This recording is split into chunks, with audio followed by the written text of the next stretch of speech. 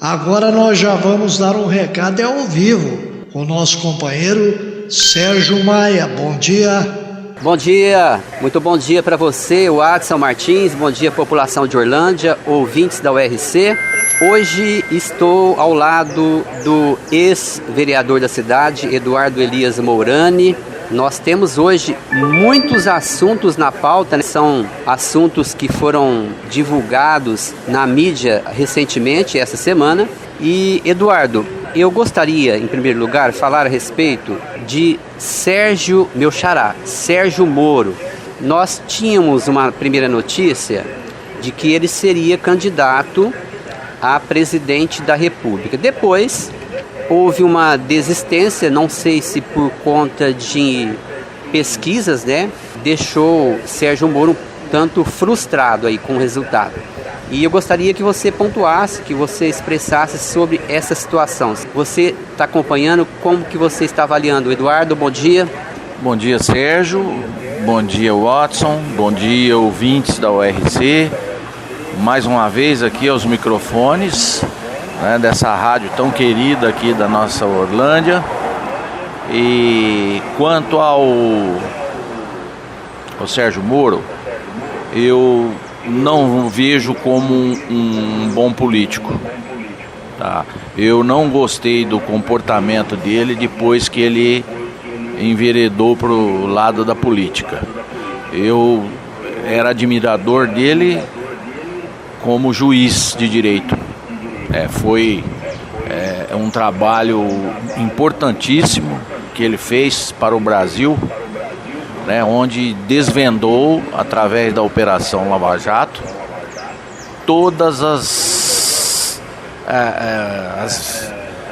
as coisas ruins, né, do governo do PT, da corrupção na Petrobras, que foi um mal de tamanho sem fim, né, que muito prejudicou o Brasil. Então eu vejo que o trabalho dele foi bom, embora hoje a Lava Jato tenha se dissolvido praticamente por conta da política, né, e não da justiça que deveria ser feita.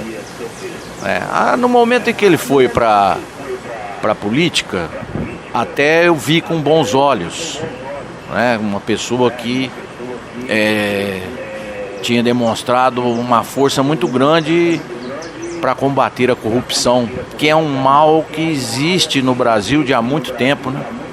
Então teria mesmo que ser muito combatida, tem que ser muito combatida, né? Mas no momento em que ele saiu do governo, deixou o presidente atual, né, não se acertou. Pelo que me parece, ele queria impor a vontade dele na Polícia Federal, né, nomear as pessoas que ele queria. E isso é prerrogativa do presidente, não é prerrogativa do ministro da Justiça, como ele era, né? Então já começou errado aí. Ele tem que se submeter àquilo que o presidente dá a diretriz. Eduardo, só cortando rapidamente aqui, você acha que essa transição, né, ou seja, saiu aí, deixou a sua carreira de juiz e partiu para a carreira política, você não acha que houve um pouco de vaidade, a vaidade falou um pouco alto? Porque nós temos que admitir que ele ficou em evidência em razão do trabalho que ele fez ali na Lava Jato. Ele fez, vamos colocar assim, ele fez bastante sucesso, ficou em evidência, foi reconhecido. Você acha que isso poderia ter, entre aspas, subido pela cabeça? Sem dúvida, Sérgio.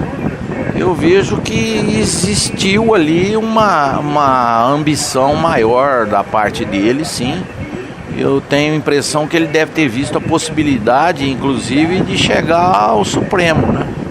De ser nomeado como um ministro do Supremo. Mas esses conflitos que aconteceram com o passar do tempo, com o presidente da República, ele viu que não iria evoluir, que esse objetivo não seria atingido, e nem as vontades dele estavam prevalecendo. Então ele resolveu sair de uma maneira que eu entendo que não foi correta. Saiu atirando para todos os lados, querendo acabar com o governo atual. Não gostei dessa postura dele. Ele poderia sair, enfim, mas não naquele momento chutado o pau da barraca, né? Como ele fez, né? No português mais chulo aí. Ele fez isso, ele quis destruir o Bolsonaro, né? E não gostei dessa postura. Porque no frigir dos ovos, não pelo Bolsonaro, mas sim pelo país, né? De criar uma situação conturbada, já está pouco conturbada, né? Já vem pouco conturbada. Então eu acho que ele viu os seus desejos, né, os seus anseios acima da estabilidade política do país. Não gostei da postura dele. E eu acho assim um tanto morno, né? Não é para rimar com Moro, né? Mas um tanto morno. Não é um político que se posiciona adequadamente como deveria frente a tantas coisas que têm acontecido com o Supremo Tribunal Federal. Fica passando pano quente. Eu não gosto de político que fica em cima do muro. Eu gosto de político corajoso, que assume, que diz o que pensa, né? Não do jeito que ele faz. Porque ele ou pelo menos foi um juiz de direito, né? Um estudioso, conhece o direito, conhece a Constituição e sabe o que está acontecendo e não se posiciona. Esse tipo de político para mim não serve. Eduardo, outro assunto aqui que também gerou bastante polêmica nesta semana são algumas declarações bem recentes, né, do ex-presidente Lula.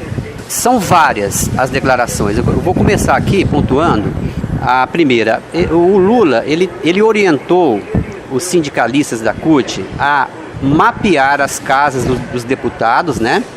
E enviar 50 homens para cada casa.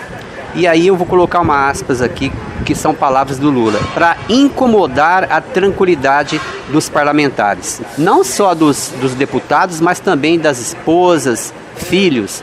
E isso, logicamente, soou como uma certa ameaça e com razão. Como que você viu esta situação também do ex-presidente Lula? Uai, mas eu pergunto, o Lula não era conhecido como o Lulinha Paz e Amor?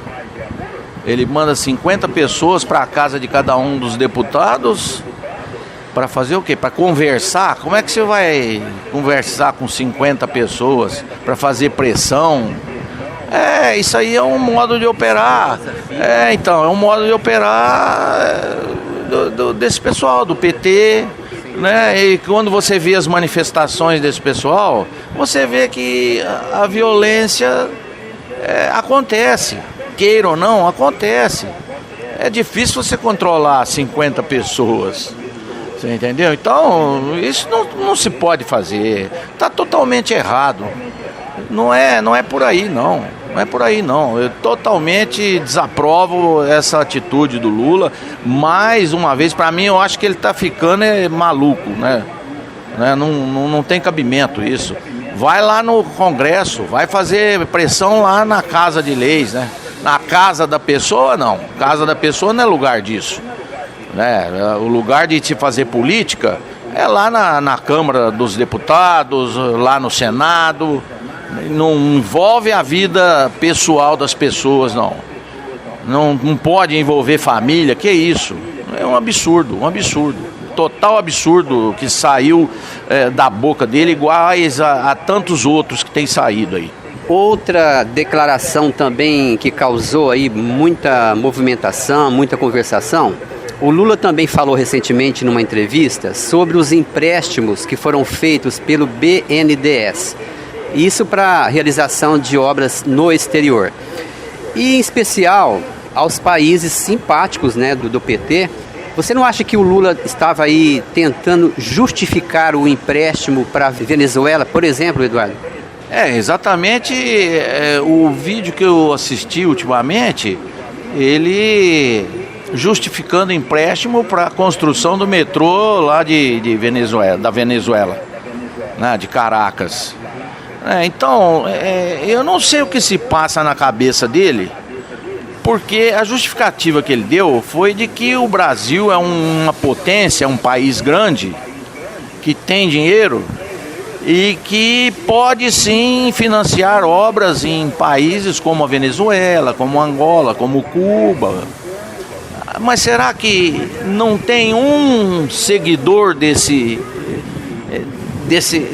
filho de Deus chamado Lula, né, para dizer para ele, no momento em que ele fala uma coisa dessa, fala: o senhor Lula, o seu país, o Brasil, hoje tem 50% da população sem esgoto e água, sem saneamento básico.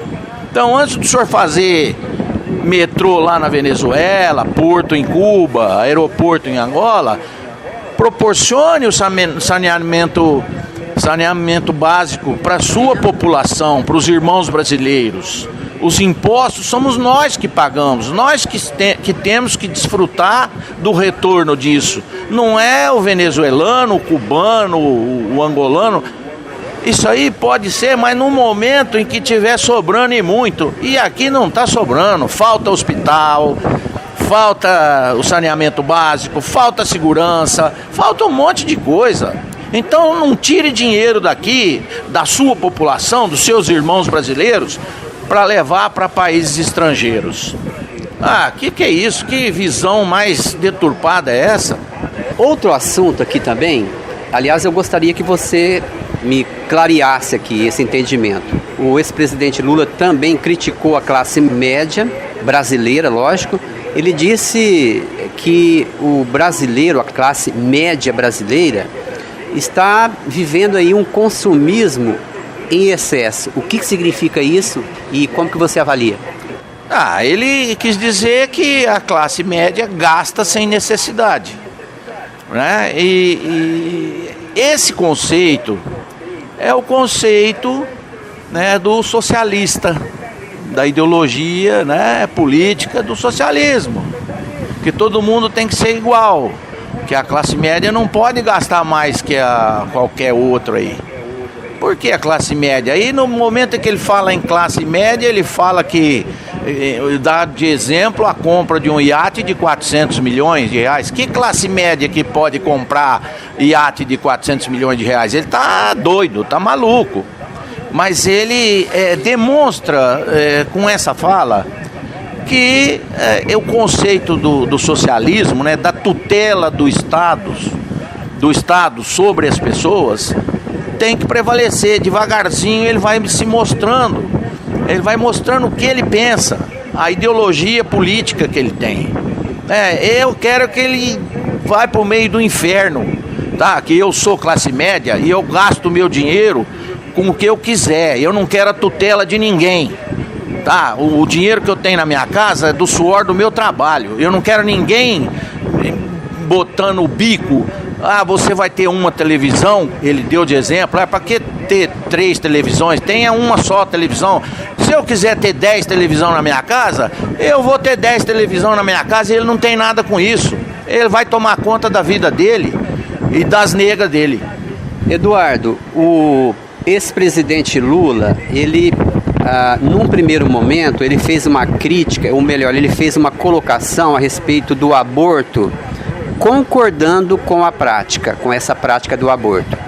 E depois, não sei por qual razão, ele voltou atrás e desconversou, né? E eu não sei o que motivou. Você acompanhou esse episódio também? Sim, acompanhei. Eu acompanho tudo que esse cara fala. Tá, acompanho tudo. Porque dizem que ele tem até chance de ganhar a eleição e eu fico pensando na situação dele ganhar. Deus me livre, Deus nos livre e guarde disso. Mas isso aí é que essa fala dele teve um impacto muito ruim, inclusive entre os seguidores dele. Nós, os brasileiros, a grande maioria da população é cristã, é religiosa. Tá, e não aceita a questão da legalização do aborto, né? E eu tenho a minha visão, eu também sou totalmente contrário a isso. E a justificativa que dão para justificarem a legalização do aborto é que é um problema de saúde pública, porque na medida em que seja clandestino e as mulheres que querem fazer procuram clínicas clandestinas, vamos dizer assim, estão se colocando em alto risco de vida.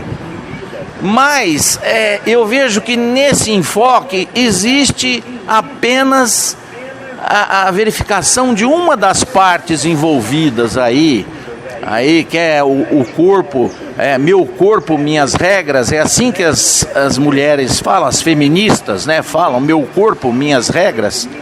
Só que quem fala em nome daquele ser vivo que está na barriga da mulher? Aquele ser vivo não fala, ele não tem como se defender, né? Para se ter noção, o coração do feto, ele começa a bater lá no 20º dia da gestação. Os órgãos começam a se formarem. Nós não estamos falando do corpo da mulher, ali é o corpo de uma criança, né? E quem vai defendê-los, né? Saúde pública. Eu entendo que deve existir a conscientização dos adolescentes, enfim, de todos, para praticarem o sexo, né, com responsabilidade.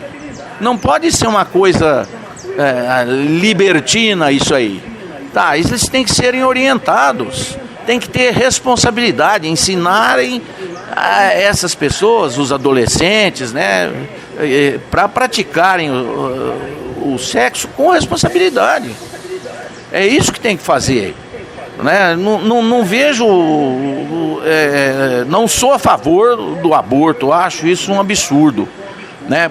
Cristão que eu sou católico, né? E acredito em Deus, e eu não sou favorável ao aborto.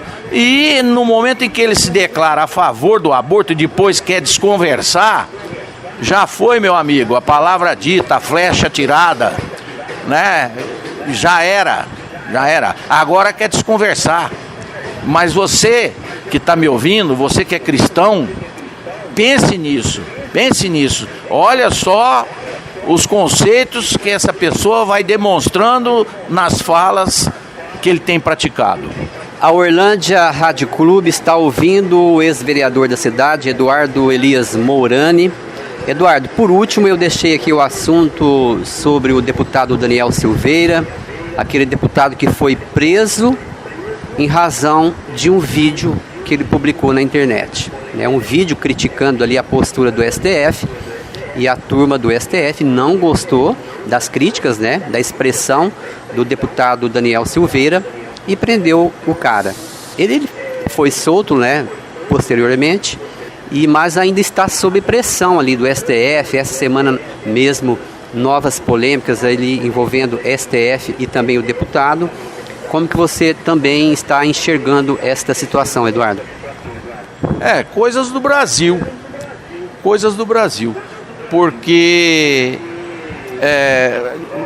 primeiro a gente tem que ver a questão do artigo 53 da Constituição Federal, que garante a inviolabilidade de palavras, opinião e voto de qualquer parlamentar.